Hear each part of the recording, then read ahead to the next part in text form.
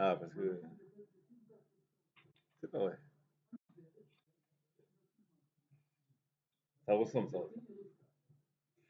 Afilu isha shenahaga levarech birkat adlakat hanerot ahar adlaka. C'est-à-dire, on a une femme qui a toute sa vie, 20 ans, 30 ans, 40 ans, peu importe. Elle découvre à l'âge de 70 ans que pendant 60 ans, 50 ans, elle, a, elle faisait comme le Rama, le Ashkenazi, mais que nous, en tant que Sfaradim, d'après le Shulchan Aruch, non, il fallait qu'elle fasse la bracha avant et non après.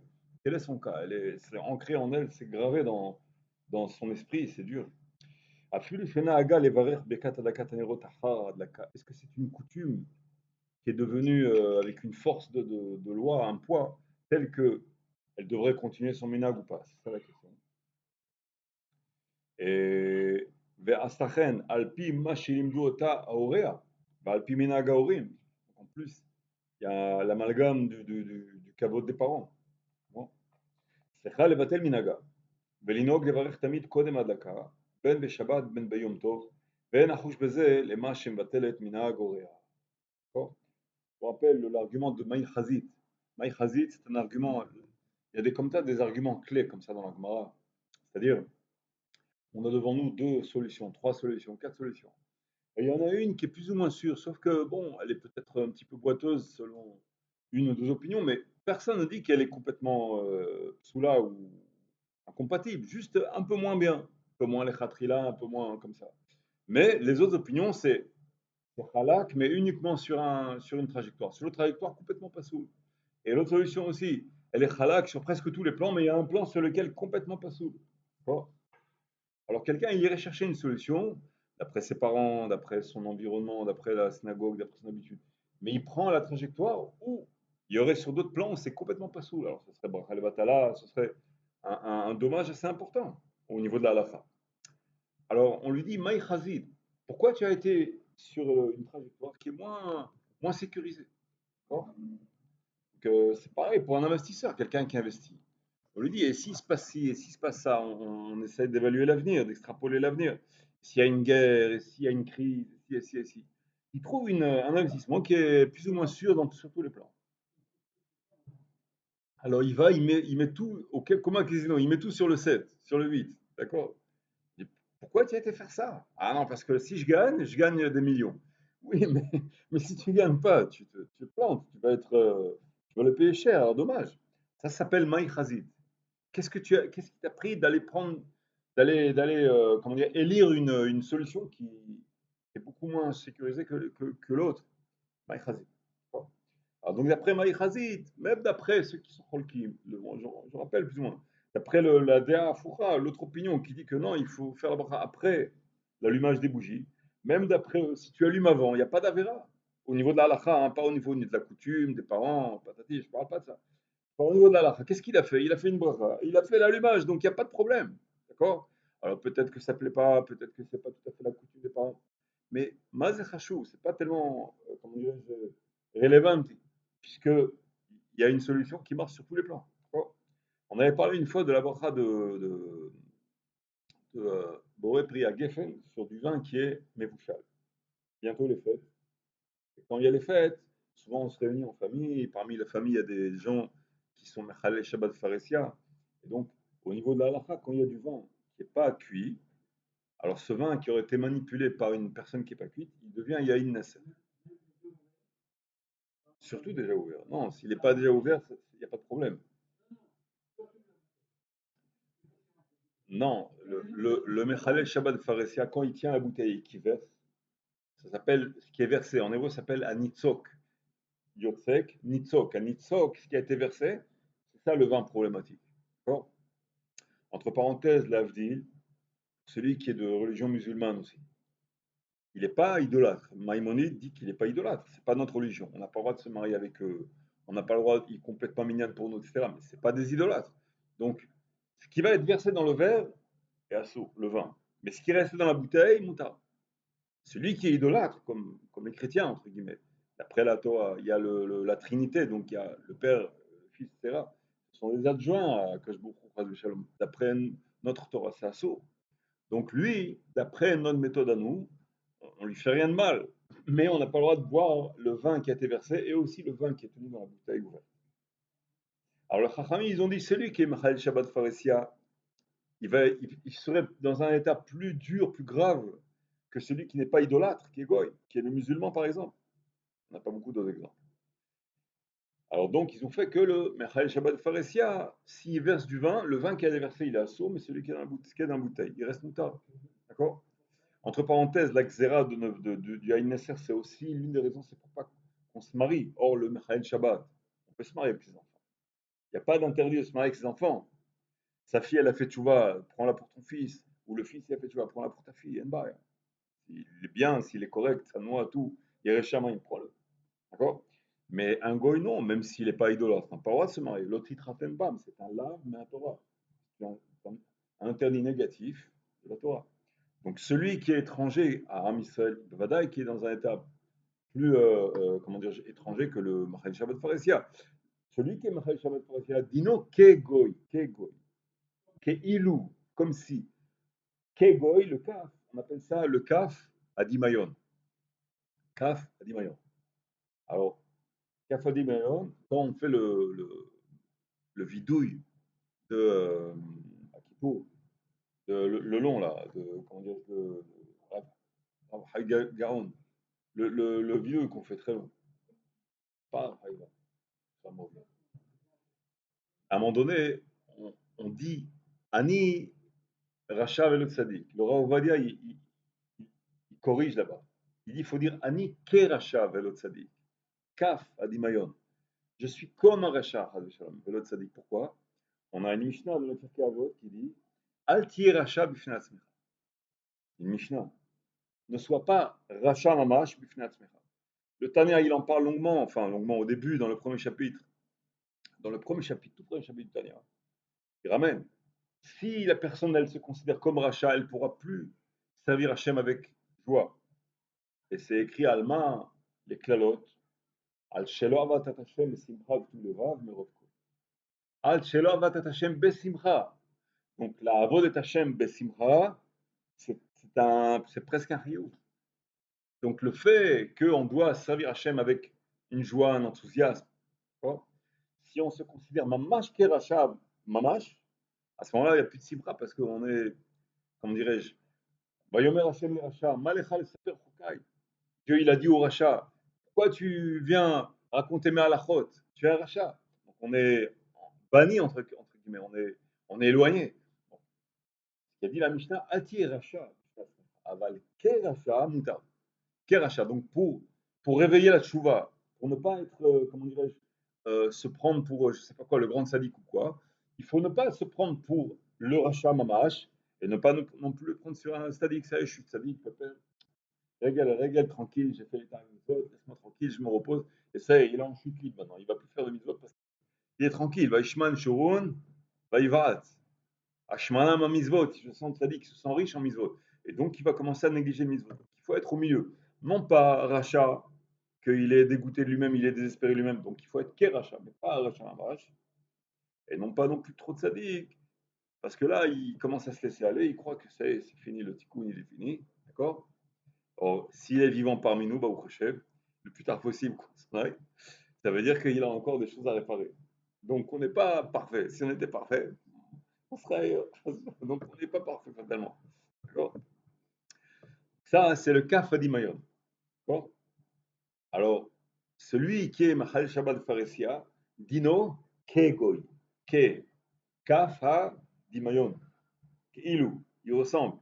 Ça veut dire qu'il a abandonné la Torah au point où il n'a plus honte d'enfreindre Shabbat même en public. Ça. Il a franchi un pas vers l'extérieur.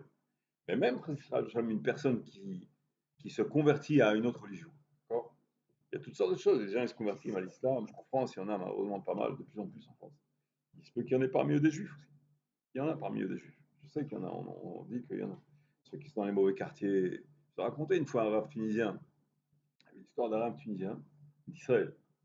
Une femme lui téléphone. Elle lui dit affolée que son fils, il a été embrigadé un peu dans une mosquée, tout ça, il va tous les jours. Enfin, il est dans une mosquée en région parisienne. Et lui, il fait sauve-le. Lui, il parle couramment l'arabe. On lui a montré l'adresse et il est entré dans le quartier arabe, habillé en religieux. Il n'avait pas peur. Il se rappelait ce qu'il disait son père. Celui qui a une émouna forte, au moment où il est concentré sur la cause beaucoup, personne ne peut le toucher. Ça ramenait aussi dans le Guide des égarés, Maïmonide, il rappelle ça. On a appris dans le passé ces choses-là. Celui qui a une émouna forte, mais au point où il est de façon continue, concentré sur Akash Baruch au moment où il est concentré sur Akash Baruch personne ne peut rien faire contre lui, même s'il mérite d'être blessé, d'être tragé ou d'être tué, je ne sais pas quoi. À ce moment-là, au moment où il est concentré sur Akash Baruch l'heure de sa mort est arrivée. L'ange de la mort, il ne peut pas ça, c'est écrit. Comme Rabbi Shabbat avec David Amelech. Le jour de sa mort est arrivé. Et il savait qu'il devait mourir un Shabbat. Il étudiait tout le Shabbat. Et l'ange de la mort, quand il a voulu toucher David Amelech à la Shalom, il ne pouvait pas le toucher parce qu'il était en train d'étudier la Torah. La Gemara, Shabbat. Qu'est-ce qu'il a fait l'ange de la mort? Il a remué des arbres à l'extérieur. Et David, il entendait des bruits. Et donc, il est descendu l'escalier en étudiant. Et l'ange de la mort, il a profité pour le faire chuter. Et donc, quand il a chuté, il a dû se déconcentrer un tant soit peu d'Akash Baruch et là, Akash Baruch il a pris son âme. L'heure était déjà arrivée. Quel est le problème?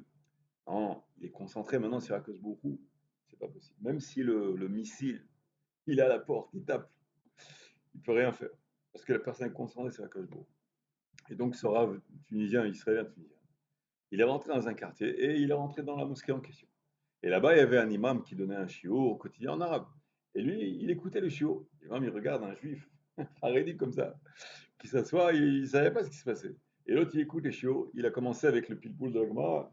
Il a commencé à lui poser des questions, des couchiottes. Mais tu dis ci, tu dis ça, et pourquoi ci, pourquoi ça? Alors l'imam, il lui répond, et l'autre, il est encore mis de palpel, encore plus, tu vois. À la fin, le imam, il le regarde, il dit, qu'est-ce que tu veux? Qu'est-ce que tu veux et va-t'en. Il dit, écoute, il y a du juif ici. Je prends le juif et je m'en vais. Comme ça, il est parti. Il dit, bon, allez, prends, va-t'en. Alors, comme dans l'histoire, c'est ramené, il a fait le chemin à Israël. Et il était sûr que le jeune homme, il allait se lever. Il voit 30 jeunes hommes qui se lèvent. 30. Il y avait 30. Il a ramené des taxis, il a ramené, je sais pas, 5, 6 taxis, il a ramené plein, il les a tous mis en Israël. Bah, allez, tu vois. Je sais pas, ça a été publié sur Marvel Atsama. Il y a un journal Marvel Atsama, il y a peut-être, je sais pas, 5, 10 ans, j'ai lu ça. Une histoire. Ils n'ont pas dit le nom de ce rap. Un rap d'origine tunisienne. Et voilà, donc, c'est pour ça que je vous dis, en France, bon, on sait, il y a beaucoup l'influence du bourrage de crâne, elle est forte sur beaucoup de Français et malheureusement aussi sur certains juifs. Bon. Mais un juif qui se convertit à une autre religion, peu importe, l'islam, la chrétienté, le bouddhisme, je sais rien. Ou alors même il y en a qui sont en Thaïlande ou en Inde, qui font toutes sortes de choses, ils rentrent dans des monastères, ils rentrent, ils deviennent, je sais pas moi, Panchong, j'en sais rien, Shaolin en Chine. Je sais pas, des religions, toutes sortes, il y a des idolâtries, mais il y a des moines où ils font des pratiques de kung-fu, toutes sortes de disciplines.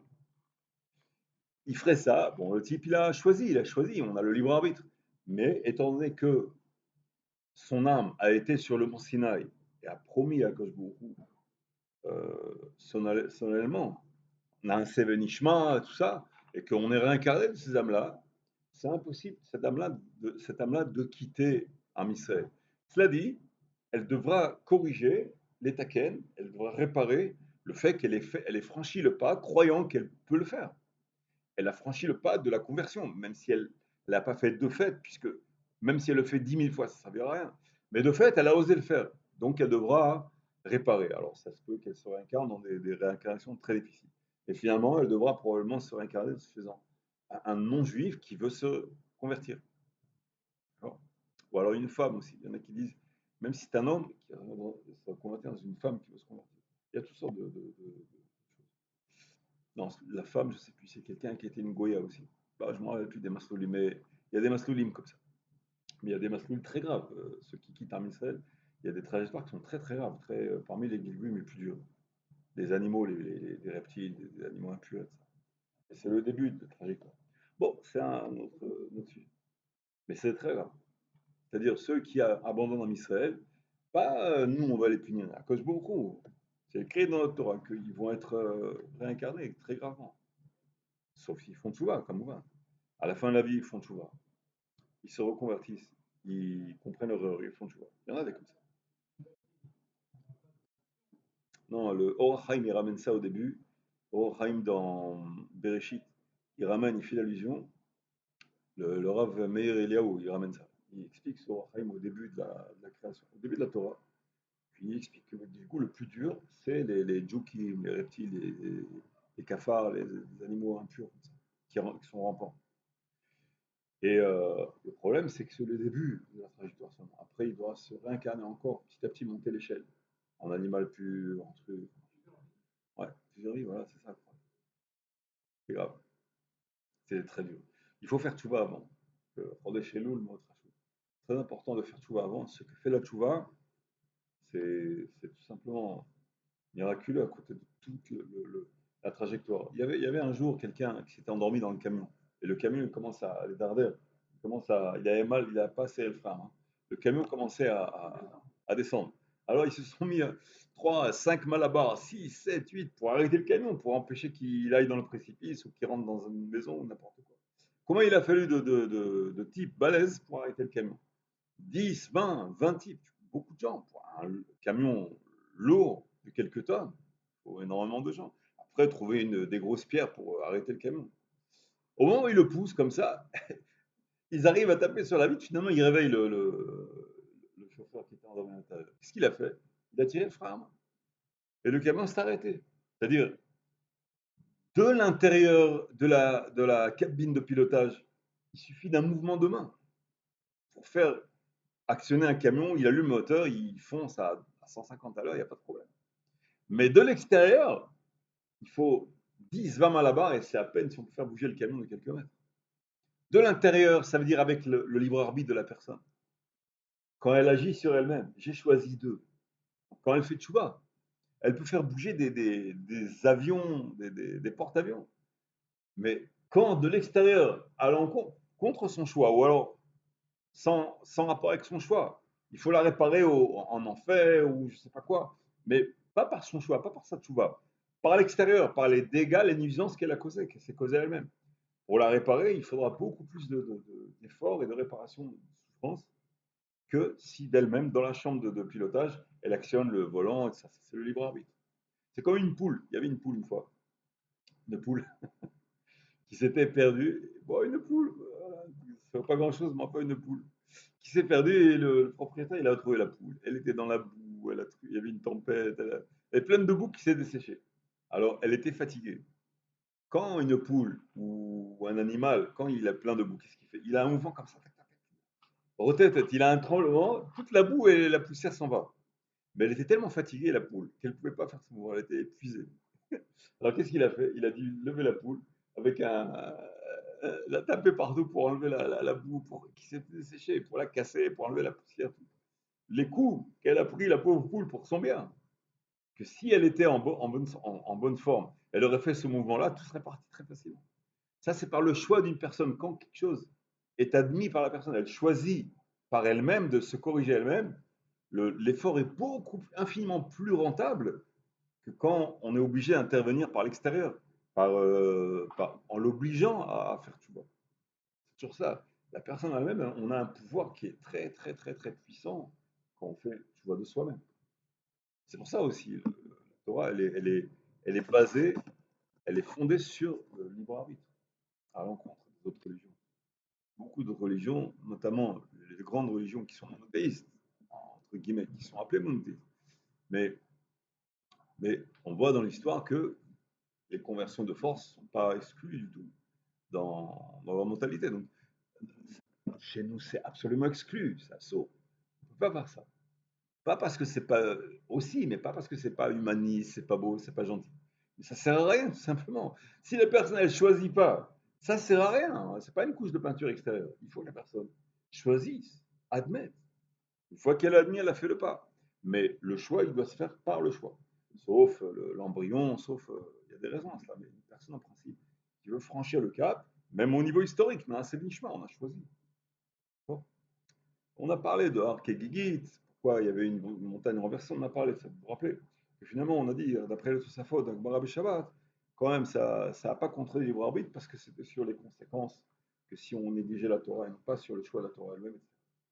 Donc, on parle du Kaf Hadimayon. Celui qui est Machal Shabbat Pharesia, Dino Kegoy. uniquement Kegoy. Kaf Adimayon, c'est une ressemblance. Alors, c'est pas vraiment qu'il est Goy, quand il touche le vin, il devient Yahin Nasser. Qu'est-ce qu'on fait quand on est en fait tout ça, qu'on a des Bnei Abbaït, peut-être un fils qui a quitté la religion, ou une bru, ou j'en sais rien, toutes sortes de gens, des frères, des oncles qui sont invités. Ah, son oncle, il a fait ça, on va l'inviter, il n'a pas où être. On l'invite et il n'est pas chemin Shabbat. Comment?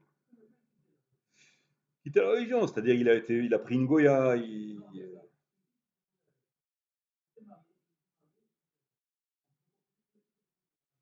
Le critère, c'est si il enfreint Shabbat de Pharisien ou alors s'il est avec une Goya. Ça aussi, c'est un critère. Celui qui est avec une Goya, ça s'appelle qu'il a quitté dans le sens où il va avoir une descendance, sa descendance ne sera pas juive. Il a admis, il a fait un pas qui engendre une conséquence très négative, où il renonce à sa descendance. Quelqu'un qui renonce à sa descendance, ça veut dire quelque part, c'est un pas franchi comme s'il a quitté Israël. Pas, quelqu'un qui a vendu sa maison, par exemple, il y habite encore, il a écrit sur le contrat qu'il quitte la maison. Alors l'autre qui lui a acheté, il a acheté d'un entrepreneur, la maison sera prête dans un an. Alors, dans le contrat d'achat, dans un an, il quitte la maison. Il vit à la maison encore pendant un an. Il a été propriétaire pendant 40 ans. Et là, maintenant, il y vit pendant un an encore. Mais il y a une grosse différence, c'est que maintenant, il est propriétaire, mais il n'est plus propriétaire de fait. Il a juste un sursis pour quitter sa maison. Vous comprenez le truc? Il y a pas de changement de fait. Géographiquement, c'est exactement la même chose. Les meubles sont à leur place, tout est à leur place. Mais il a signé un contrat qui fait que lui, il sait très bien que dans un an, compte à rebours, 11 mois, 10 mois, 6 mois, 3 mois, 2 semaines, une semaine, 2 jours, zéro. Le jour est arrivé, il faut qu'il quitte. Et s'il ne quitte pas, il doit payer un CNAS. Chaque jour de retard, il doit payer quelque chose. Parce qu'il résilie le contrat, il enfreint le contrat. Donc la personne qui va avec une Goya, qui se marie avec une femme qui n'est pas dans ça ressemble un peu à ça. C'est-à-dire que sa descendance, elle est coupée. Il a coupé sa tige. Il s'est lui-même coupé de l'armée Israël à moyen terme. Il est encore juif, lui, mais de fait, il ne vit plus comme un juif. Et il sait que sa descendance ne sera pas juive.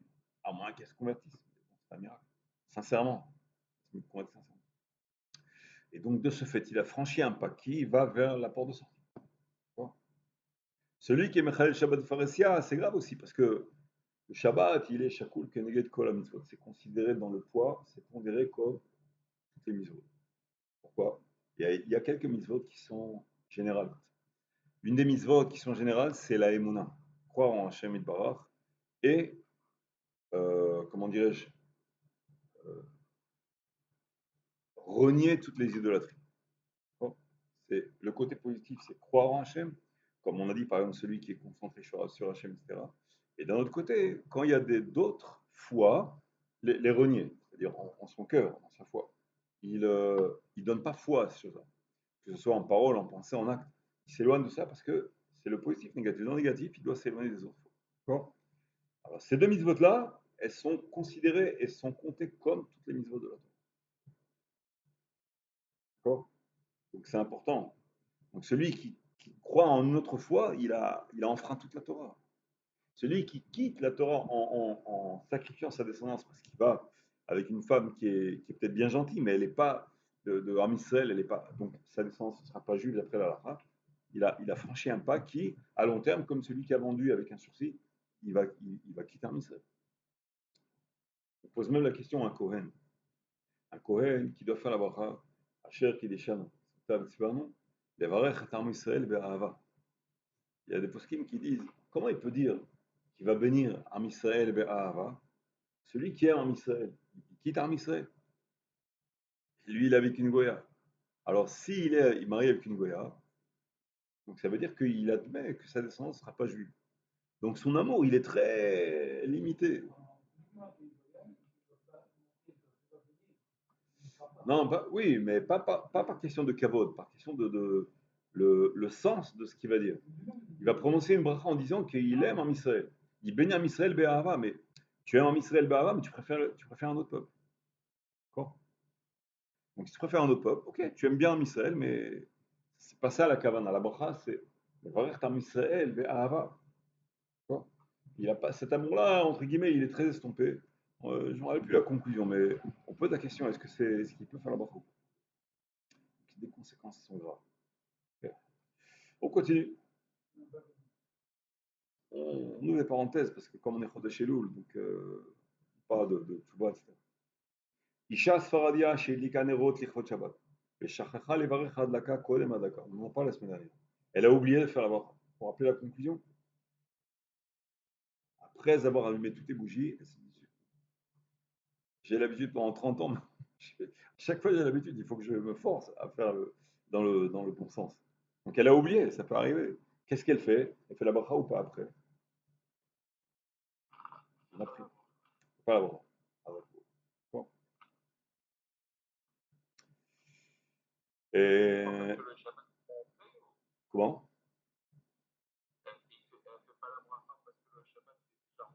Non, non, pas pour ça. On a dit que le fait de faire la bracha, c'est pas un chilul Shabbat. Elle n'en fera pas le Shabbat en faisant la bracha.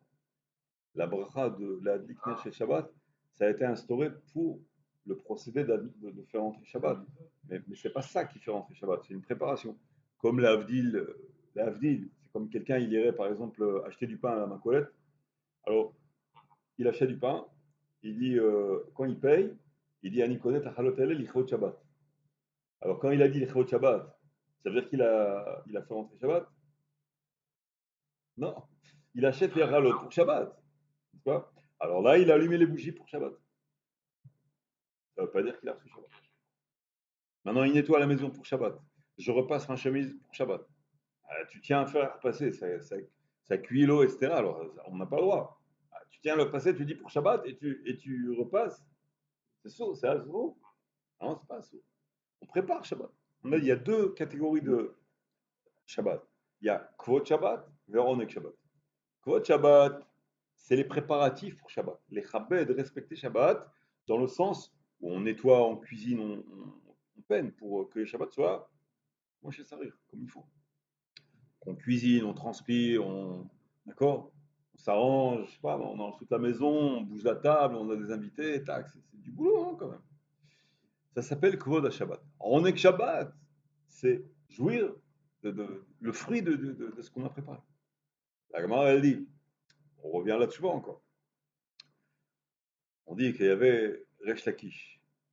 Resh Lakish, c'était le Chavruta de Rabbi Yochanan, vous connaissez l'histoire. Il était au début, il était le chef des bandits, un chef de bandits. Jusqu'à l'histoire où il a rencontré Rabbi Yochanan dans un fleuve. Rabbi Yochanan, il voulait l'idbol Bamikvé dans un fleuve, il a pris une femme, il a plongé, etc. Il a fait tout. Il s'est marié avec la sœur de Rabbi Yochanan.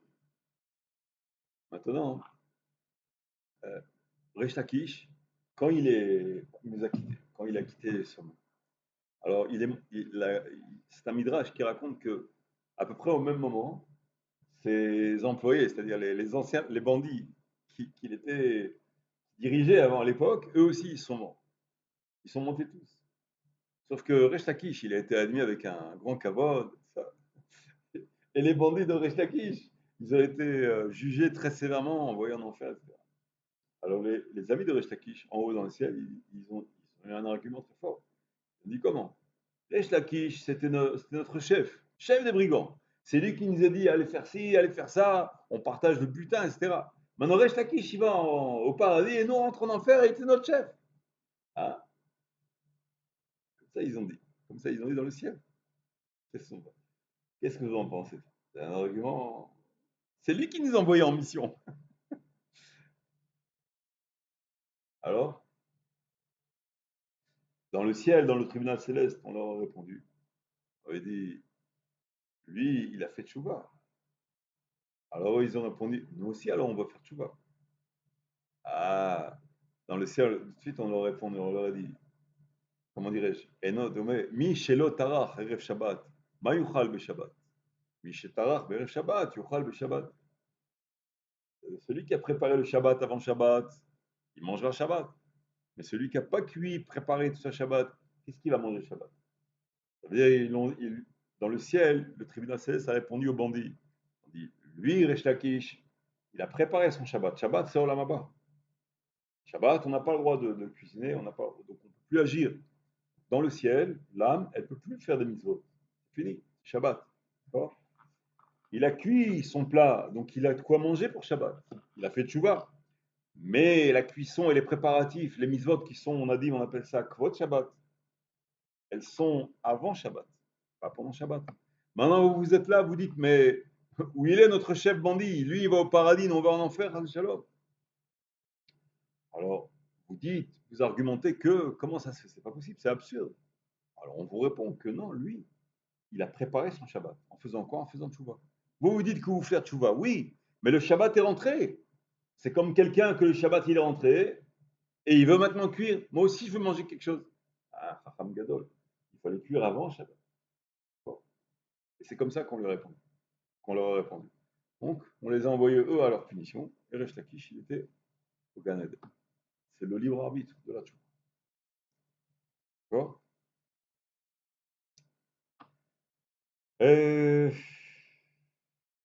אין לה לברך לאחר הדלקה על ידי כך שתניח ידיה כנגד פניה ותברך. Le Rama, il a dit, il ramène le minag du Merayo qui dit que les femmes ashkenaziotes, elles mettent les mains devant les yeux, ça ressemble un peu au vers la siatane. Elles font la bracha, ensuite elles les couvrent, et donc il y a la lumière. Ça ressemble. Est-ce que c'est compté comme vers la siatane? Non. D'après le Shulchan Aruch et Maïmonide, non, c'est pas compté. Parce que ça a déjà été allumé. D'accord. Le fait qu'il y a un volet, on lève le volet, c'est cacher la lumière qui existe déjà. Et voir la lumière qui existe déjà. Mais au niveau de l'allumage, etc., c'est pareil, il n'y a pas de nafkamena, il n'y a pas d'incidence.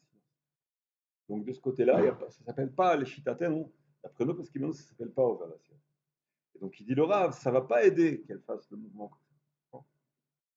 שאין זה נחשב כעובר לעשייתה. ומכל מקום, אם נזכרה שלא בירכה על הדלקה קודם שסיימה להדליק את כל הנרות שהיא נוהגת להדליק בכל ערב שבת, יכולה לברך קודם ההדלקה, הנר הנשאר. אבל אם הדליקה את כל הנרות לא תברך עוד, שאין מברכים אחר עשיית המצווה. C'est une femme qui a la coutume d'allumer 7 bougies. Admettons, hein, ça peut être peu importe le nombre de bougies, 3, 2, 8. Avant la dernière bougie, elle se, comment dirais-je, elle se rappelle qu'elle n'a pas fait la bracha.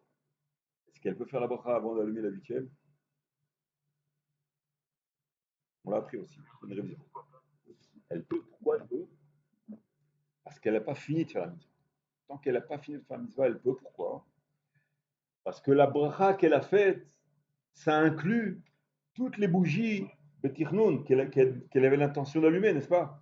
Donc évidemment que inclus, insinué, si tu veux, inclus dans l'intention de la bracha, de ne pas recevoir Shabbat tant qu'elle n'a pas fini d'allumer toutes les bougies. Donc, étant donné qu'elle a l'habitude d'allumer 8 bougies, admettons, même 12, peu importe. Avant le N-1, l'avant-dernière, la dernière bougie, elle a oublié la dernière bougie, à ce moment-là, elle se rappelle, l'intention de la bracha incluait l'allumage de la dernière, et donc elle n'a pas encore reçu Shabbat. Et donc elle peut, je veux dire pas au niveau de recevoir Shabbat, au niveau de l'intention de la mitzvah, la bracha, elle a de l'emprise sur la dernière bougie. Donc elle peut faire l'allumage. Ça ne s'appelle pas que c'est plus ouvert la Siyatan, parce qu'elle n'a pas fini la Siya. D'accord? J'ai mélangé, j'ai parlé du Kabbat Shabbat, c'est pas Kabbat Shabbat, c'est une de le tvark, le range, la longueur, le nombre de bougies qu'elle a l'intention d'allumer au moment de la bracha. D'accord? Seulement, il y a un autre piège qui est posé dans un autre livre du Rav, dans Havedat, qui ramène. Si par exemple, la femme, elle avait l'intention d'allumer 8 bougies, d'accord? Mais qu'elle vient d'avoir un enfant, et qu'elle a oublié qu'il fallait ajouter une autre bougie, d'après l'Ashkenazi.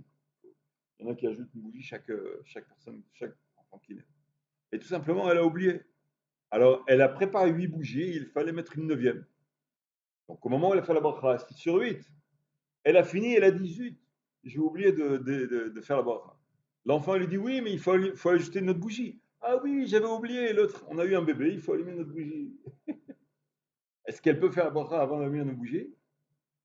Réponse non. Pourquoi? Parce qu'au moment où elle a fait la bracha, elle avait l'intention d'allumer combien de bougies? 8 bougies. Même si elle s'est trompée. Mais dans la bracha, l'intention était sur 8. Ah, j'ai oublié d'allumer une 9e. Ce n'était pas inclus dans l'intention de la bracha. Donc elle a loupé la bracha. C'est bon, c'est clair? Le principe, il est assez simple. ומכל מקום, אם נזכרה שלא בירכה על הדלקה קודם שסיימה להדליק את כל הנרות שהיא נוהגת להדליק בכל ערב שבת, בכל ערב שבת, יכולה לברך קודם הדלקת הנר הנשאר. אבל אם הדליקה את כל הנרות לא תברך עוד, שאין מברכים אחר עשיית המצווה. לכתחילה, אין להוסיף בנוסח הברכה של הדלקת הנרות להדליק נר של שבת קודש. Il y en a, ils aiment ajouter Kodesh. Ça fait plus, mieux. Mais on a un klal qui dit שיש בזה חשש הפסק בין הברכה להדלקה. Étant donné que le matbea, le nusach, la rédaction de la bracha, c'est quelque chose qui est rigide, qui a été instauré. De ce fait, si elle ajoute un mot, mayesh beze, c'est pas grave. Mais, de fait, entre la bracha, la notion de envers la siatan, ça veut dire qu'entre la bracha et l'application de la mitzvah, il ne faut pas qu'il y ait de pause, d'effet. Si j'ajoute un mot qui n'a pas été instauré, il y a une crainte que ce mot-là, hein, il est quelque part un petit peu intrus. Et donc, pas pour le mot lui-même, comme pour le fait qu'il y aurait un interstice, un intervalle entre la bracha et l'application de la mitzvah, donc on enlève le mot, on préfère ne pas dire. C'est ça le raisonnement. Et là, yesh levarer benusach ladlik ner shel Shabbat vetu lo midi, et velo יותר מזה, pas plus que ça. מכל מקום, אם חתמו של שבת קודש בדיעבד, חשיב הפסק. Si il a dit Kodesh, palateze, il l'a dit, oh zut, je n'aurais pas dû le dire. D'accord? À ce moment-là, est-ce que c'est un FSEC ou pas? On a appris dans le Brachot Brachot que quand on prononce des mots, les tzorer à mitzvah, bediavad, c'est pas un FSEC, c'est pas une. Par exemple, il a fait Amotzi Lechem Naaretz. Baruch Ata Hashem, lequel il prend le motzi dans la main. Amotzi Lechem Naaretz. Il se dit dans la tête, zut, je n'ai pas donné à manger au chien, à la vache. Il faut donner à manger avant que je mange. Avant qu'il mange le motzi, il dit à son fils, je t'en prie Moshe, va donner à manger à la vache. Oh la vache, il faut qu'il sorte. Il va préparer, il va donner à manger à la vache, ça prend quelques minutes. Oui. Non, le kiddush, ça s'appelle... Non, ça s'appelle... Oui, d'accord, mais ça s'appelle pas que ça soit mangé. Ça s'appelle qui fait le kiddush pour préparer, pour devenir... Pour l'archir, qu'il puisse manger. C'est différent. Le kiddush, c'est Birkot Hana, mais la preuve, c'est que quand on dit Boré Priya Geffen, dans le kiddush du vendredi soir, ensuite on continue jusqu'à Mekadesh Shabbat.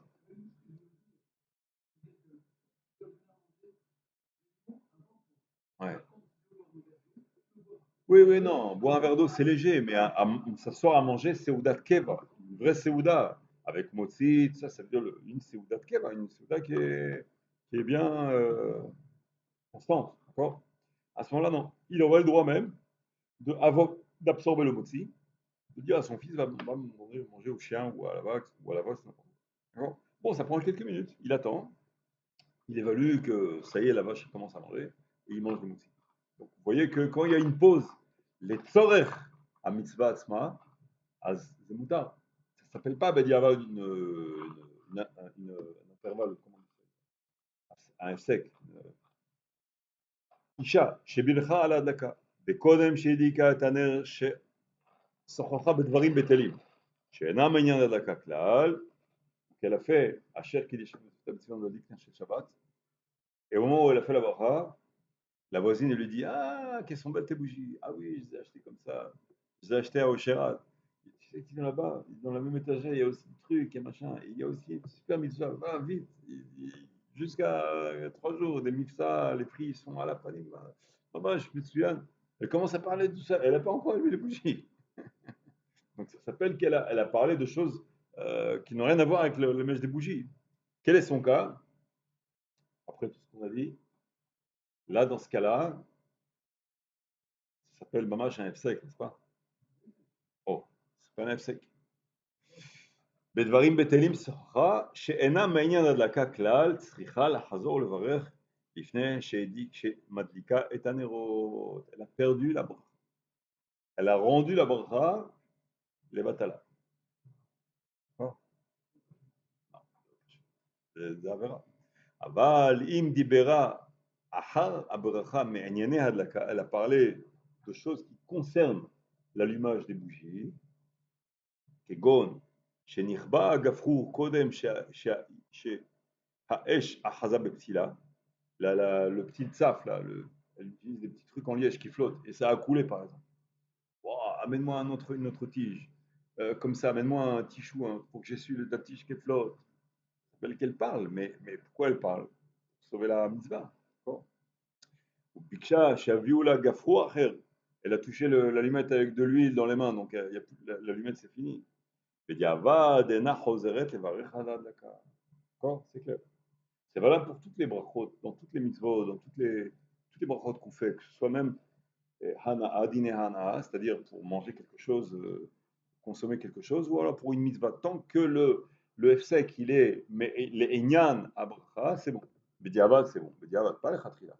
Après là, c'est. Mais s'il n'y a pas de choix, eh ben, rien. D'accord. Si c'est des choses qui n'ont rien à voir, et si t'as bracha. אישה שהדליקה בערב שבת בזמן הדלקה נר של גז ולא התכוונה כלל לצאת בזה ידי חובה של הדלקת נרות שבת ואחר כך מדליקה נרות לכבוד שבת, vous avez compris le truc? Elle a allumé du gaz, le feu du gaz, mais de fait, il y a des, elle va le laisser allumer, parce que parfois il y en a, ils allument le gaz pour laisser tout le Shabbat. Et elle se dit, zut, j'ai allumé le gaz, mais en fait, le gaz, ça ressemble à ça pourrait faire office de bougie de Shabbat. Bon. Et maintenant, je veux allumer les bougies de Shabbat, les vraies bougies de Shabbat. Est-ce que le fait que j'ai allumé le gaz, c'est comme si j'avais fait la mitzvah ou pas? Ah, c'est ça, exactement. Elle avait pas l'intention, elle voulait pour la cuisson, rien à voir. Alors, Jacob, il dit que non, elle peut faire la brasse sur les bougies de Shabbat. ולא התכוונה כלל לצאת בזה ידי חובה של הדלקת נרות שבת, ואחר כך מדליקה נרות לכבוד שבת, רשאית לברך על הדלקת נר זה קודם ההדלקה, elle a le droit de faire la bracha, donc elle n'a pas été quittée. מאחר שלא נתכוונה לצאת לחובתה בהדלקת נר הגז. טוב, חזק ברור. הדבר ברור, c'est bien, on avance bien, on va bientôt finir le chapitre. הדבר ברור, אם השפחה הדליקה את הנר לכבוד שבת, אין לאישה לברך על ההדלקה. Elle a une femme qui l'aide à la maison, qui nettoie, je sais pas quoi. Cette femme-là, elle a vu que la femme, elle est pressée, je sais pas quoi. Bon, l'un des préparatifs, elle allumait aussi les bougies pour elle. D'accord? C'est une juive. C'est pas une juive, elle ne peut pas quitter euh, une juive. Il y a une différence à ce moment-là. Mais là, c'est une juive. Et donc, elle a fait un acte d'allumer les bougies. Bav chez Israël, Havero, Rosé Mitzvah, Beshlichuto, En Ameshalach, Yichol Levarech al Smach, Maaseh Ashaliach. Bon, ici, il y a deux problèmes. C'est que quelqu'un, il a déjà fait le maassé, l'allumage. Et en plus, il y a un autre problème, c'est qu'il y a déjà des bougies qui sont allumées Chot Shabbat. Donc, même si on dit que c'est pas, ça ne la concerne pas elle, parce qu'elle lui a pas demandé de les allumer pour elle, mais de fait, maintenant, il y a des bougies qui sont allumées. Et donc, ça s'appelle Tosefet Torah, un supplément de lumière. On a vu que dans ce cas-là, nous, on ne peut pas faire la bracha. Ashkenazia, elle peut, mais un Sfaradia, elle peut pas. Kala, la bru, chez Madlika Nerot Beveta, mais pas un Rishona, à la maison, elle vient de se marier. Est-ce qu'elle peut faire chez Ahyan? C'est la première fois qu'elle fait les bougies de Shabbat. Ah, de la main, là. Ouais. Elle ne va pas le faire, elle ne peut pas faire chez Ahyan. אינה מברכת שהחיינו, שיש בזה איסור ברכה שאינה צריכה, שכל מצווה שאין קבוע לזמן, אין לברך עליה ברכת שהחיינו. Pourquoi? Parce que je vais essayer d'expliquer ça un peu différent pour comprendre la logique. De fait, cette jeune fille-là, maintenant elle s'est mariée, elle va allumer la bougie, elle est très contente, c'est la première fois. Mais de fait, si par exemple la mère, elle aurait été à l'hôpital pour accoucher par exemple, et que le père, il est déjà à la synagogue, et que c'est la fille qui doit allumer, elle allume, et elle fait la bracha. C'est-à-dire que chaque fois qu'elle allume pas la bracha, c'est simplement parce qu'il y a une situation donnée. Il y a des données qui font que elle ne veut pas faire la bracha, c'est tout. Mais c'est pas parce qu'elle ne s'est pas mariée. Le fait qu'elle s'est mariée, c'est pas ça le critère qui la rend qu'elle va maintenant faire allumer elle va allumer les bougies de Shabbat. Elle aurait pu le faire avant, sauf que les conditions ne sont pas réunies pour. Baruch Hashem, elle a des parents, Baruch Hashem, sa mère à la maison, etc. Donc elle ne peut pas. Et les Sfaradia, les Ashkenaziot, chez les Lubavitch, oui, etc. Nous, d'après nos postes, on ne peut pas parce qu'elle te fait Torah, parce qu'elle habite chez ses parents, etc. Mais si tu bouges ces conditions-là, elle devra d'ores et déjà allumer. Si elle est dans une pnimia, dans un internat, même pour quelques mois, ou alors dans un camp, pour, comment dirais-je, en vacances, pour une semaine, 2 semaines, et qu'il y a Shabbat au milieu, elle part que pour Shabbat avec ses copines et l'école. Ils font ça parfois. Mes filles, de temps en temps, une fois par an, ils les prennent pour Shabbat. Ils partent jeudi soir, ils reviennent dimanche matin. Ils vont au cotel toute la nuit le samedi soir. Et donc, le Shabbat, il y a une jeune fille qui doit allumer dans la chambre. Et ça peut être ma fille. Donc, tu vois que potentiellement, cette fille-là, elle peut allumer Bevracha. Sauf qu'à chaque fois, les données font qu'elle ne va pas allumer. Maintenant, elle s'est mariée. Alors, officiellement, ça y est, elle va tous les Shabbats. Elle est contente, mais il n'y a pas de passage proprement dit où elle devient, comment dirais-je, à partir de cette frontière-là, maintenant, elle doit allumer les bougies. C'est pas tout à fait vrai. Bon, donc, elle ne fait pas Shabbat. Bon, c'est bon, Youssef. Et Im Chal Yom Tov Shabbat. Donc, dans la bracha, il faut inclure Nerot shel Yom Tov, Nerot shel Shabbat. Il faut faire les deux. יש לברך בנוסח להדליק נר של שבת ויום טוב. ואם, pourquoi Shabbat avant Yom Tov? Pourquoi pas Yom Tov chez Shabbat, Shabbat? Par exemple, si le jour de Sukkot, de Shavuot, de Pessah, ça tombe Shabbat, alors, tu vas allumer des bougies. Tu vas faire Baruch Ata Hashem Elokeinu melech haolam asher kiddushanu. ציוונו להדליק נר של מה? של Shabbat, Yom Tov. Yom Tov, il te dit moi avant. Chacun, il veut être avant. Shabbat, il dit non, c'est moi avant. Yom Tov, c'est moi avant. Eh, vous disputez pas, qu'est-ce qui se passe? Qu'est-ce qu'on dit? Oh, il y a une règle qui dit Tadir veno Tadir, Tadir Kodem. La fréquence du Shabbat, elle est beaucoup plus fréquente que le Yom Tov. Donc Tadir Kodem. La Chazaka, si tu veux, la priorité, c'est sur le Shabbat par rapport à la Tadirut, la fréquence. Donc, chez le Shabbat, Yom Tov. En plus, le Shabbat, il a une importance aussi qui est pas moins que Yom Tov, hein, même plus. On a parlé une fois, on a dit que quand il y a Kippour qui arrive, les non-religieux, souvent, ils sont très impressionnés par Kippour. Il y a des non-religieux qui font Kippour et qui ne font pas Shabbat. Kippour, c'est. Wow, il y a Rick avant, il ira à la synagogue, il va jeûner, il va aller. Piyutim, il va aller dès le matin. Ça, il y a beaucoup de. Enfin, il n'y a pas beaucoup, mais il y en a pas mal quand même des non-religieux que, pour eux, symboliquement, ils ont raison quelque part. Mais, connaissez la blague de la synagogue des non-religieux où le gabaï, à la fin du Kippour, une synagogue dans un quartier genre des riches, tu vois, ils sont pas religieux. À la fin de Kippour, quand on a fait le chauffard, et tout ça, comme ça, il tape sur la table. Il dit le gabaï, l'année prochaine, n'oublie pas d'arriver à l'heure. C'est-à-dire toute l'année, ils ne viennent pas. Comme ça, bon, très bien, toute l'année. Donc, pour les Rilonim, souvent, le Kippour, j'ai vu même des Sirtonim, on voit parfois des Rilonim, pour lui, Kippour, il prend le journaliste, il l'emmène à la synagogue, il va Kippour. Non religieux. Et il raconte pendant 3 quarts d'heure l'enthousiasme, le reggae, je sais tout ce qu'il ressent. Oui, c'est bien. Mais non, non, c'est pas une critique. C'est pas une critique, Shalom, c'est bien. Ce que je veux dire, c'est que lui, ce qui se passe, c'est que le Shabbat, il est plus important que Kippour. Comme c'est fréquent, on a l'impression que c'est routinier. Mais en réalité, non. C'est au contraire. Et même dans la Torah, comment il s'appelle Kippour?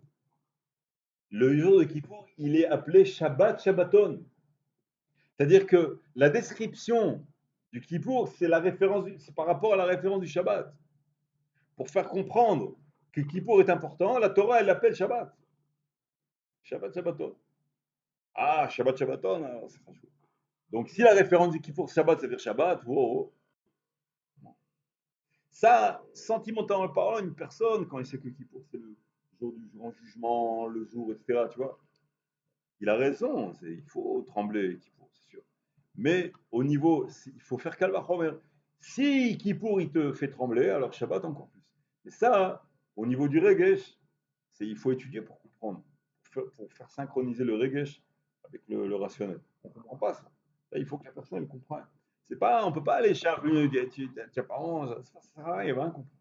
Parce qu'il faut lui faire comprendre les notions, il faut lui construire les notions. Après, une fois qu'il aura digéré les notions, là, lui-même, il va comprendre petit à petit, il va réaliser, en fait, Shabbat, c'est, comment dirais-je, c'est beaucoup plus grave que Kippo. Ça, je m'en étais jamais rendu compte. Un beau jour, il s'en rendra compte, mais on ne peut pas forcer ça, ça viendra. Mais de fait, nous, une fois après on comprend ces notions-là, le Shabbat, il est en fait plus important que Kippo. D'accord. Et, et donc, dans la bracha, on dit la dikner shel Shabbat v'yom tov. Et le jour de Kippour, c'est une autre bracha. Veyom Kippourim, pas Veyom Tov, Veyom Kippourim. Il y a un pasouk qui dit Ba'urim kabbedu Adonai. Le jour de Kippour, c'est une journée où il y a une mitzvah spécifique d'allumer des lumières. À la synagogue notamment. Il y a une grande mitzvah d'ajouter des lumières à la synagogue. Pourquoi? Parce que comme il n'y a pas de mitzvah d'Ornek Shabbat, il n'y a pas de repas, il n'y a pas de kavod, uniquement par la tchouva, mais aussi par les lumières. הדבר פשוט, שבין חוץ לארץ המתארח אצל בין ארץ ישראל ושבת שחל בה יום טוב שני של גלויות, donc le copain de ton fils, il est invité chez vous pour les fêtes. Mais lui, il habite à l'étranger. D'accord. Vous avez fait la Alia, lui, pas encore. Il est venu vous rendre visite. Alors lui, il doit faire deux Yom Tov. Et vous, vous faites qu'un. Qu'est-ce qu'il va faire le deuxième jour de Yom Tov? Il allume ou il allume pas? Ça, non, c'est la question. Il doit allumer pour lui et nous, on n'allume pas pour lui. Bon. Il ne va pas être acquitté par la maisonnée. והוא סמוך על שולחנו ואוכל מסעודתו, נחשב כבני הבית, הרי הוא יוצא בהדלקת הנרות של בעל הבית, אף על פי שבעל הבית מברך רק על ברכת להדליק נר של שבת, ואינו מזכיר של יום טוב בברכת ההדלקה. C'est-à-dire, le cas il est différent de ce que j'ai dit. Le cas c'est que le Yom Tov il tombe vendredi, et donc pour lui, le Ben Chouslaretz, le Shabbat il va être et Shabbat et Yom Tov, Sheni. Mais pour Ben Haaretz, Shabbat il va être que Shabbat. Et maintenant, le Baal Habayit, la maîtresse de maison, elle va allumer Nerot chez Shabbat. Elle va pas dire dans la bracha, la Dik Shabbat ve Yom Tov. Elle va dire que la Dik Ner Shel Shabbat. Maïm Yom Tov. Est-ce qu'il est acquitté du fait qu'il manque le mot ve Yom Tov dans la bracha? Est-ce qu'il est acquitté ou pas? C'est ça la question. Le Rabbi dit oui, il est acquitté. Le fait que dans la bracha, il manque Yom Tov, il y a eu une bougie qui est faite pour Shabbat, entre guillemets pour Yom Tov aussi, le Shabbat il est important, ça, il a été acquitté. La différence, elle n'est pas assez importante pour qu'ils doivent rallumer nos bougies. On lui donne une chambre, pas avec son copain. Il est tout seul dans la chambre. On a dit, même pour les jeunes couples mariés qui sont invités chez la maison, etc., quand tu leur donnes une chambre, eux aussi, ils peuvent allumer une bougie et faire la bracha dans la chambre, à condition qu'ils jouissent de la lumière dans la chambre à un certain moment. D'accord. Donc lui, le Ben Chouslaretz, qui est invité chez nous à la maison, et donc le jour de Shabbat, ça va être pour lui Yom Tov Sheni aussi. Bien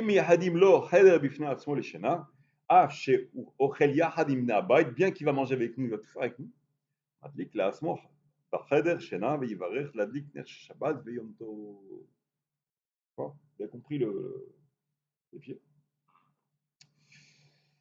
Halakha Achrona, pour ce sous-chapitre des Nerot Shabbat, Mi shenimtsa bemakom metunaf shesham reach ra.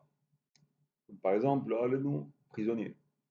Alors, les prisons, parfois, ils mettent la cuve des toilettes dans la prison. Il doit allumer une bougie là-bas. Qu'est-ce qu'il fait? Pareil pour les tefilines. Pareil pour les arba tamini. Toutes les autres qu'il va faire là-bas. Comment il va faire? Alors, comment bebet asurim? Comme en prison. ואינו יכול לברך על הדלקת הנרות בפני הריח רע שיש בחדר. Il ne peut pas faire la bracha. ידליק הנרות בלי bracha. C'est-à-dire que le maaseh, il n'est pas empêché. Ce qui va être empêché, c'est la bracha. Baruch ata Hashem. Élever le nom d'Hachem. Il ne peut pas faire ça dans une odeur, une mauvaise odeur. Mais le maaseh, il le fait. ואם אחר שהדליק נסתלק הריח, après qu'il a allumé la bougie, il voit que l'odeur a disparu. Il n'y a pas de cuve, il y a une mauvaise odeur qui était là.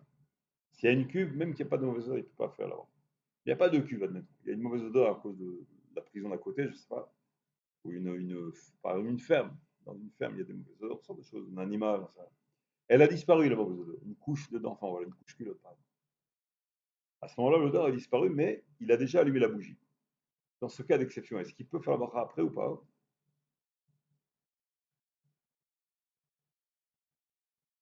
Pas qu'il a oublié de faire la bracha. Là, il ne pouvait pas. Qu'est-ce qu'il va faire la bracha après? Il fait la bracha. Mais il était obligé, il n'y avait pas de choix. Parce qu'il était obligé, n'est-ce pas? C'est un piège, là, je vous piège un petit peu. Non, il ne fait pas la bracha. Il a fait la mitzvah, c'est fini. C'est-à-dire, ça ne dépend pas de la raison pour laquelle il n'a pas fait la bracha. Qu'il ait oublié, qu'il ait fait exprès, pas exprès ou quoi. Il a fait la mitzvah, il n'y a plus les conditions de envers la siatan, c'est fini, il a fait difficile. Avar, il y a une phrase bien connue, on dit Avar zmano batel korbano. Un sacrifice qui doit être sacrifié dans le temps à telle minute avant la shkia, avant la nuit, avant le jour ou quoi. Avar zmano batel korbano. Il a fini, il a perdu le temps. Donc c'est fini. C'est une phrase, une expression qu'on emploie beaucoup. Avar zmano batel korban. Même les Norvégiens, ils emploient cette expression. D'accord. On va parler un petit peu de halachot teshuvah. Il nous reste encore un peu. Halachot teshuvah. Il y a une halakha intéressante dans halachot teshuvah. Il parle de 24 choses qui gênent la teshuvah, qui font obstacle à la teshuvah, qui font que même si la personne a fait teshuvah, elle aura du mal à faire une teshuvah comme il faut. Donner des exemples. Maïmonide il ramène ça dans le Chotchouba. Il dit par exemple, Aochel Meseuda Sheena Mafseket le Baalea. Quelqu'un qui est invité, par exemple, il a retrouvé un ami d'enfance, il lui dit viens boire un café et tout. Il rentre, il voit une maison, un studio avec 8 enfants. Tu vois la pauvreté et tout. Et lui, il est tellement content de voir son ami d'enfance, il y a 30 ans qu'il n'a pas vu. Il vient, il assoit, il fait un café, il ouvre le placard. Et quand il ouvre le placard, il capte le regard des enfants, il voit que les enfants, ils voient les gâteaux comme si c'était un trésor pour eux, tu vois. Mais l'ami, lui, par respect pour son ami d'enfance, il va sortir ce qu'il a. Alors, il a le droit de manger ce qu'on lui propose, puisque l'autre, il lui propose. Mais Rambam, il dit, Zes Seuda She'ena Maspeket, mais sa peket les Be'alea. Il sait que la personne, elle donne tout ce qu'elle a, mais c'est au-delà de son pouvoir d'achat. C'est-à-dire que ses enfants, ils ont faim. Lui-même, il n'aura pas de quoi manger. Mais par une situation de... Vraiment, il a une réelle volonté de lui donner. Mais de fait, sa femme, elle aura faim. Ses enfants, ils auront faim. Il n'a pas assez pour nourrir sa maisonnée. À ce moment-là, il y a une histoire comme ça. Il y avait il était invité chez un ami. Et non, oui, plutôt un ami il a reçu un invité. C'était un Raham. Le Raham, il est rentré chez ce Rav-là. Et il lui propose à manger, à boire des gâteaux comme ça. Et l'autre, il ne touchait pas. Il dit, mais mange, goûte quelque chose, fais une bracha. Et l'autre, il dit, le médecin, il me l'interdit. Alors, il chuchote à sa femme, il dit, je t'en prie, écoute-moi vite, ne me pose pas de questions. Tout ce qu'il y a dans les placards, tous les gâteaux, tout sort, tout, met tout sur la table. Et il commence à remettre tous les gâteaux, la table plein, achalandé, hyper achalandé, surbondé, tu vois. Et l'invité, tout d'un coup, il commence à prendre un gâteau, il fait la boire. La femme, elle dit à son mari, elle lui dit, mais attends, mais le médecin, il lui a dit de ne pas manger. Comment ça se fait que quand tu lui as montré tous les gâteaux, ça lui a donné faim ou quoi? Qu'est-ce qui s'est passé? Il dit, non. Quand il a dit le médecin me l'interdit, il voulait dire, c'est un jeu de mots, Maïmonide me l'interdit. Parce que Rambam, bon, à la Tchouva, l'une des choses qu'il ne faut pas faire, qui font obstacle à la Tchouva, de ne pas manger quelque chose que le Baal il va souffrir de ce manque. Quand il a cru probablement qu'on a un manque de moyens, on a une maison qui est modeste, c'est-à-dire on ne vit pas avec une super cuisine et tout, parce que c'est une mentalité, ils sont modestes de nature. Et donc il a cru qu'on n'était pas, éventuellement peut-être pas avec manquer de moyens. Je t'ai demandé de sortir tout ce qu'on a pour lui faire comprendre que au prochain on a à manger. Et de ce fait, le médecin il lui interdit plus. Maïmonide. Donc c'est une façon polie de s'esquiver, hein, à refaire au cerveau. C'est pas un mensonge, parce que Rambam, Bémet, tout refait. Maïmonide. Donc c'est une anecdote comme ça pour montrer que c'est l'une des choses. Parce que l'autre, il se dit, Ma c'était, il m'a donné à manger, j'ai mangé, qu'est-ce que tu veux? C'est bien. Et Maïmonide, il dit, cette phrase-là, Makvara city, qu'est-ce que j'ai fait? J'ai pas volé. Cette phrase-là, c'est ça l'obstacle. Là, tu vois. Il n'a aucun regret. Parce qu'il se dit, j'ai pas volé. J'ai pas enfreint la volonté du Baal Habayit. Qu'est-ce que j'ai fait? Tu me cherches la petite bête. De ce fait, lui, il a un vaccin contre la tchouba, là. Il peut pas la tchouba parce qu'il se dit, j'ai rien fait. Et puis, aussi, il y a la réaction inverse aussi. Quand il y a un regret dans la conscience, alors il y a une réaction, un anticorps de crise de conscience qui dit, j'ai rien fait de mal, tout ça. Il commence à planir avec le bulldozer, voilà, tout est clean. C'est naturel. C'est bon aussi pour la personne, parce qu'une crise de conscience, ça là-bas après. Ah, je m'en veux, j'ai perdu l'appétit. Donc il sait que ça va lui nuire. Alors il dit, non, j'ai rien fait de mal, allez, laisse-moi tranquille. Et de ce fait, cet antidote-là, il fait qu'il ne va pas les traiter. Il n'aura pas de tchouba, il n'aura pas de harata. Le problème, c'est la harata, c'est le regret. Et donc, il ne va pas faire tchouba. Et donc, il dit, Maïmonide, c'est des choses qui empêchent la tchouba. C'est pas que ça. C'est pas qu'on lui retire la tchouba, on lui confisque. C'est que lui-même, il aura du mal à réaliser la faute qu'il a faite. D'accord. Il y a d'autres choses aussi, comme par exemple,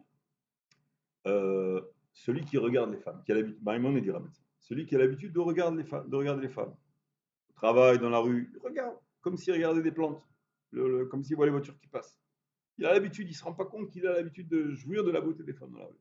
Il ne bouge pas les yeux, il ne cherche pas à. C'est dur. Il y a un Zohar qui a ramené, je vais en retard dans un livre qui parle de ce sujet-là, il dit quelque chose de grave, il dit quelque chose de dur. Il dit il y a une force négative, une espèce de Shindalet, comme ça, qui lui, il a un rôle, c'est d'attirer les yeux, par exemple, d'une personne, parfois, elle se trouve dans la rue, il tourne les yeux complètement à 180, 180 degrés. Ses yeux, ils tombent sur quoi? Sur l'endroit le plus impudique de la rue. Mais quand tu as une tête chercheuse ou alors un appareil photo, il prend quelques secondes avant de, faire focus sur de se régler sur une vision. Mais là, c'est bizarre. Le type, il se retourne, il tombe dessus directement. Comment ça se fait? C'est au-delà de naturel. C'est avant qu'il se retourne, c'est comme s'il savait déjà où c'est. Même quand tu sais ce qu'il y a de l'autre côté, tu te retournes, tu cherches l'objet que tu cherches. Mais là, non. Alors, le Zohar, il dit qu'il y a il y a un Shindalet, il y a une force négative qui dirige les yeux sur l'endroit impudique. Donc, c'est fort. Tu vois qu'il y a un Etzara qui est très puissant là-dedans. Oui, badaï, c'est l'homme. La femme, c'est pas bien, mais c'est pas un sourd comme pour l'homme. L'homme, il y a le problème vous comprenez ce que je veux dire? Non, la femme, c'est malsain non plus, mais c'est pas un interdit proprement dit. L'homme, c'est un interdit.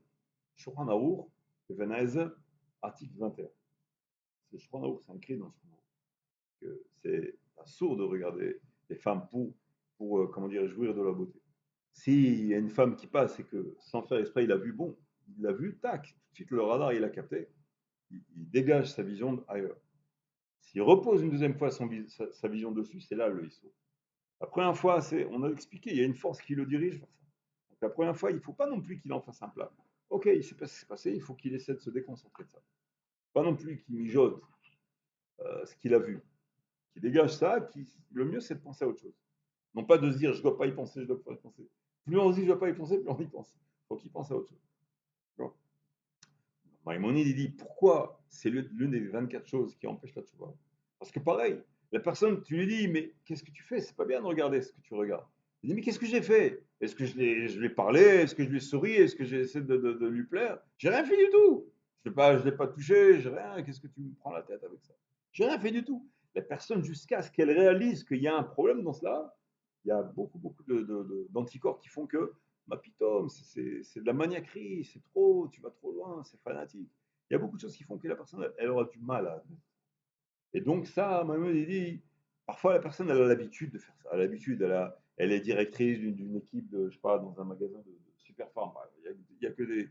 J'en sais rien, elle est dans un boulot, il ne faudra pas qu'elle passe là-bas. Mais c'est le boulot qu'elle a trouvé jusqu'à ce qu'elle change. Parfois, elle reste pendant trop longtemps là-bas. Il y a des boulots qui sont à sourire. Coiffeur de femme, c'est interdit. Il est obligé de toucher une femme, c'est assaut en match. Mais il y a des boulots qui sont litiges. Il vend des parfums, par exemple. Parfois, pour femme, c'est interdit parce qu'il touche, carrément. Il touche. J'ai vu dans un livre que les poskim pour gynécologue ils posent la question. C'est une question délicate, mais j'ai vu dans un livre qui dit que il faut se méfier des médecins religieux qui sont gynécologues. Pourquoi? Parce que quelqu'un qui était, s'il a fait tchouba après, c'est moins grave. Mais s'il était religieux quand il a choisi son médecin gynécologue, c'est mauvais signe. Parce que quelqu'un qui est religieux, qui choisit ce métier-là, ça veut dire qu'il a quelque chose qui va pas dans son. Il est attiré par ça, tant qu'il a fait ça par inadvertance et qu'ensuite il a fait tchouba, bon, encore. C'est pas que c'est bien, c'est que le fait que c'est un médecin religieux, on se dit, il est religieux, ça va. Ça ne doit pas nous rassurer. Comment? Non, c'est pas ce que j'ai dit qu'ils sont pas religieux, mais je veux dire, j'ai vu des poskim, j'ai vu, maman, j'écris dans un livre, j'écris que c'est pas, comment dirais-je, ça doit pas nous rassurer que c'est un médecin. Parfois, il n'y a pas le choix. Si la femme elle est en danger ou quoi, et qu'il n'y a que ce médecin, c'est le meilleur médecin. D'accord. S'il y a une brera, une brera. Mais parfois, il y a brera. Parfois, il faut payer pour trouver un médecin privé qui est une femme ou quoi.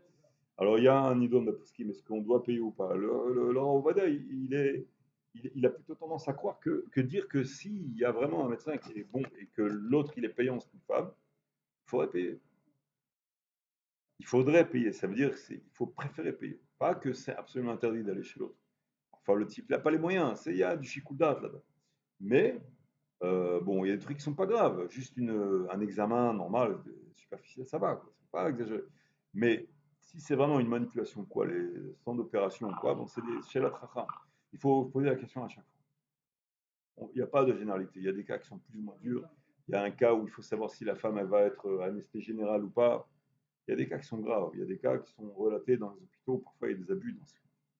Il y a même parfois des cas où, Dieu préserve, il y a des médecins qui abusent de ça et les infirmières, elles voient ça, elles peuvent rien dire parce qu'elles vont être envoyées. Non, j'ai lu ça dans le livre. J'ai lu ça dans le livre. Il faut faire attention. D'accord. Bon, là, la Khabedi Avad, elle est, comment dirais-je, elle est Anoussa, elle est obligée, donc on ne peut pas dire qu'elle a enfreint l'issue. Car Kaolam, ça s'appelle. Bon, c'est un sujet qui est très. On va pas se suivre. Mais sachez que les poskim, ils en parlent. Et il y a aussi une autre règle dans Maïmonide, dans la Khotchouba. Omer, Achato ve'ashuv, l'homme aspikim yado la sotchouba. Il y a un cas particulier où la personne elle se dit je vais faire la faute et ensuite je ferai tchouba. D'accord. Alors là, la Rambam, il dit que on ne va pas l'aider à faire tchouba. D'après, en principe, une personne qui fait tchouba, elle rencontre comme des lumières, comme beaucoup de Siyata d'Ishmael, une aide, notamment au début, dans les premiers mois. Il y a une force incroyable. Et c'est une force réelle, c'est pas illusoire. Sauf que la différence entre cette force-là et la vitesse de croisière après 5 ans, 10 ans, 15 ans, c'est que cette force-là était réelle, mais elle a été offerte en cadeau par Akash Baruch. Elle ne vient pas en fruit d'un labeur. Elle vient en cadeau parce que quand même faire tchouva, c'est quand même assez héroïque parfois. Il faut affronter des choses qui sont très difficiles. Et Akash Baruch ici que la personne, si elle lui donne pas des forces un peu surnaturelles, elle y arrivera pas parce qu'elle va être embêtée par toutes sortes de choses. À la fin, elle va être complètement cassée. Donc il donne des forces surnaturelles. D'un côté, parce qu'il n'y a pas trop de choix, ou parce qu'elle le mérite aussi quelque part. Mais le mérite, il est pas proprement dit par un labeur, par comment une valeur ajoutée dans ce qu'il a fait. Donc après cette période de stage, si tu veux, ça peut être un long stage, hein, attention, c'est pas forcément quelques jours. Ça peut être des mois ou des années, tu vois, parfois, ça dépend de la personne. Mais ça s'appellera un début. Après, à un certain stade, le Baal, tu vois, il va sentir un refroidissement. Il va se dire qu'est-ce qui se passe et tout. Et là, il va perdre un peu la motivation et c'est exprès. C'est une épreuve qui passe. Et au fur et à mesure qu'il s'attache à la Avodat Hashem, au service divin, léat, cette force, elle va réapparaître. Mais cette fois, ce sera une force qu'il aura acquise à la sueur de son front. Par l'assiduité et par l'entêtement et par un travail assidu de quelques années et non pas quelques jours. Sauter à l'eau froide, c'est très fort, mais tenir la vitesse de croisière avec la routine, c'est parfois encore plus fort. Le Rav Zamir Cohen, il ramène une comparaison, il dit pourquoi, quand dans le désert, Moshe Rabbeinu, il a demandé des troumotes pour construire le Mishkan, c'était de l'or, toutes sortes de matériaux chers. Ils ont afflué, et les Nessiim, Nessiim, les princes, on appelle ça en français, ils ont dit, bon, ce qui manquera, on ajoutera. C'est-à-dire, ils vont enflouer tout ce qui manque. Et ils ont été un peu réprimandés sur ça, parce qu'ils auraient dû donner d'emblée. Et pourquoi ça s'est passé comme ça? Parce que quand il y a eu l'annonce de Moshe Rabbeinu, il y a eu, ça a tellement afflué que tout de suite, il y avait David Yoter, les gens, ils étaient encore en train d'affluer, mais déjà, il y avait plus qu'il n'en fallait. C'est arrivé à la Myrsa, il fallait arrêter. Et donc, les Nessim, ils n'ont pas pu emmener quelque chose, parce que ils ont cru qu'il manquerait, mais il n'a rien manqué, et encore. Non seulement il manquait, mais ils voulaient ajouter encore. Et d'un autre côté, quand il s'agit d'entretenir le Mishkan avec de l'huile, avec des choses qui sont quotidiennes, qui reviennent sans arrêt, alors là, Akadosh Baruch Hu, il dit à Moshe Rabbeinu, il lui dit, Techazek otam, encourage-les, et comment dirais-je, pousse-les, encourage-les. Alors Rav Zamir, il dit, pourquoi, quand il y avait les dons pour le Mishkan, il n'y avait pas besoin de les encourager. Ils ont amené des montagnes de dons. Mais quand il s'agissait de ramener des dons qui étaient beaucoup plus modestes, mais qui étaient quotidiens, il fallait encourager. Oh, alors vous avez compris déjà là où je veux en venir. Il explique le Rav Zamir que quelque chose qui est quotidien, par exemple l'électricité d'un Beth Midrash, c'est quotidien. pour construire, allez, qui c'est qui veut donner le mur occidental, le Echal, l'armoire des lumières, les lampadaires. Alors les gens, il faut donner là, c'est de la construction. Les gens en donnent beaucoup plus. Mais quand il s'agit comment dirais-je, pour le nettoyeur des toilettes et du frigidaire, les trucs quotidiens, les trucs qui sont un petit peu ennuyeux, pour le sponge, là, on appelle ça en France, pour nettoyer par terre, pour dépoussiérer, pour arranger la bibliothèque. C'est pas le ménage, voilà, c'est des choses, c'est pas, il n'y a pas son nom qui va être écrit, c'est pas quelque chose qui est tout d'un coup brillant, bolet, tu vois, mis en évidence, c'est quelque chose de quotidien, tu vois. Il y a une petite dette envers Khavrat Hashmal. Il manque 183 shekels. Il n'a rien fait d'héroïque, là, tu comprends? Là, t'es chazek odam parce que les gens, même pour 183 shekels, c'est plus dur que pour un lampadaire qui vaut 12 000 shekels. Pourquoi c'est Khat Parmi? Khat Parmi, c'est le. Il y a des balais, tu vois, comme ça, par exemple, en France, on est très sionistes comme ça. Alors, il y en a parmi les non-religieux, leur rêve, c'est d'être Rambo, tu vois. Ils entendent les informations en Iran, de ça. Moi, je voudrais être commando, comme Rambo, tu vois, parachuter en Iran, défoncer la tête à je sais pas qui, au Merhablim, tu vois, ou au Gaza, tu vois, mais Khat Parami. Et sur ça, il disait Bilham, qu'est-ce qu'il avait? Il disait Tamot Nafshi, comment tu dis? Tamot Nafshi, Kemot Yesharim, Betie Ahriti Kamo. Alors, il y avait une fois un Baal Tshuva, vous allez comprendre. Il y avait pas un Baal Tshuva, un type qui enfreignait la Torah. Du temps du Or HaChaim, je crois. Or HaChaim. Il me semble que c'est Or HaChaim. Et il voit une annonce que l'Or HaChaim, il arrive dans leur village, il va donner une chiot. Il arrive là-bas, il n'était pas religieux. Il n'y avait pas beaucoup de non-religieux à l'époque. Très peu. Et lui, il était avarian. Il s'assoit là-bas, le Or HaChaim, il parle. Il avait la Neshama du Mashiach Ben Yosef. Il parlait d'une façon. Et quand il a entendu, il a été capté par le Raham, il n'en pouvait plus. Il a été capté, il a attendu d'être le dernier. Il a dit, oh Rahim, il a été voir le code arabe, je vais faire, tu vois. Comme ça, ouais, tu vois. Et Rahim, hop, ça fait, tu vois. Il dit, mais j'ai une demande. Comment dirais-je? Il demande qu'il prie pour lui, pour qu'il meure. Il veut mourir à Baal, tu vois. Il dit, pourquoi tu veux cette demande-là? Il dit, Birkat Amazon, tous les jours, le matin, Shacharit, j'ai pas l'habitude. Et tous les jours Mincha, tous les jours les tefilines, ça se répète. Ça se répète sans arrêt, tu comprends? Et chaque chose, la bracha, j'ai pas l'habitude, j'ai pas l'habitude. Alors, il est prêt à donner sa vie, Sadik, pendant quelques jours, voilà, il part Sadik, en grande pompe, tu vois, comme ça, tu vois. Alors, Laura Chaim, il dit, tu sais, il y a quelqu'un avant toi, il y a quelqu'un qui a déposé la même demande. Ah oui, qui c'est? Il dit, c'est Bilham. Bilham Aracha. Comment Bilham Aracha? Qu'est-ce qu'il a demandé? Il a dit le passo. Tamot nafshi mot yesharim, betia hariti kamo. Il dit Alvaï qui meurt comme ces tzadikim là. Mais mourir comme des tzadikim. Vivre comme tzadik, non. Tamot nafshi, tamot. Il prie pour mourir comme un tzadik, mais vivre comme un tzadik, non, laisse tomber. Amazon, Chacon, Amidvaro, tu m'as pris la tête. Il peut pas. Laisse tomber, c'est lourd, chaque chose. Quel restaurant on va, 1 heure de liste. Non, c'est pas caché, c'est pas caché. J'en peux plus, on peut plus parler de rien. Chaque fois, tu me dis la shonara, chaque chose, tu me dis non, on peut pas rien faire. Allez, on est en prison, j'avoue. Non, ils peuvent pas supporter la routine. Alors, il pourrait mourir sur un hélicoptère, un Apache comme ça de chasse. Rambo, comme ça, il explose devant les Mechablim, il les tue tous. À la fin, il est tué par 15 Mechablim et on lui fait une tombe et une grande cérémonie, le grand sadique qui monte dans le ciel chez les tzadikim. Il y en a qui préféreraient ça plutôt que de faire Shakon et Baro, Boré des Fachot Rabot, et la cacheroute, et quelle chair, comme ça. Ça, c'est lourd pour eux. Et donc, tout ce qui est quotidien et réentretenu et routinier, on a un Yetzara spécifique qui vient nous endormir, qui vient nous donner l'envie enlever l'envie et l'enthousiasme. D'accord? Donc, il faut bien voir sur le quotidien, sur la routine. C'est des choses quotidiennes qui sont importantes. Le chiot quotidien, les routes quotidiennes. On a dit tout à l'heure, celui qui est concentré tout le temps, ou le plus possible sur la Kodesh Baruch Hu, il est invincible. Mais pour être concentré tout le temps sur la Kodesh Baruch Hu, c'est très difficile. יהי רצון שיהיה לנו שבת שלום, בעזרת השם. בפעם הבאה נמשיך קצת הלכות תשובה בעזרת השם. שבת שלום, תודה רבה לכם.